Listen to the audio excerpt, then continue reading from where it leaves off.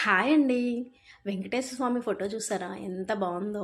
Lighting వస్తూ అలా స్వామివారి నామం అలా చుట్టూ తిరుగుతూ సూపర్ ఉంది కదా. ఇదైతే అక్క వాళ్ళ ఇంట్లో ఉంది, అక్కడే వీడియో తీసాను. మేమైతే లడ్డులు చేసాము. లడ్డులు చేసిన తర్వాత ఈవినింగ్ అయితే పొంగనాలు వేసానండి. పొంగనాలే కదా, ఏముంది, అందరూ చేసేదే కదా అనుకోవచ్చు. నేను ఎలా వేసాను అనేది వీడియో తీసి చూపిస్తున్నాను.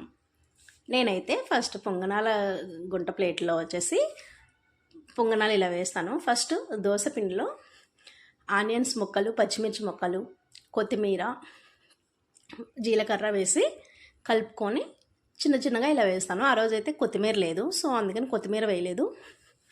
ఇప్పుడు చిన్న చిన్నగా వేసిన వాటి మీద కొంచెం ఆయిల్ చల్లేసి స్టవ్ మీద పెట్టి సిమ్లో పెట్టి ప్లేట్ మూత వేస్తే ఒకవైపు కాలిపోతాయి. తర్వాత మళ్ళీ రెండో వైపు ఇలా తిప్పుకోవాలి స్పూన్తో. తిప్పుకొని మళ్ళీ సిమ్లో ఉంచి ఒక 2 minutes 5 minutes ఉంచితే పొంగనాలు అనేది రెడీ అయిపోతాయి. ఇప్పుడు ప్లేట్లోకి సర్వ్ చేసుకుంటే పొంగనాలు రెడీ. దీనికి పల్లీ చట్నీ కానీ కారపొడి కానీ వేసుకుని తింటే బాగుంటుంది.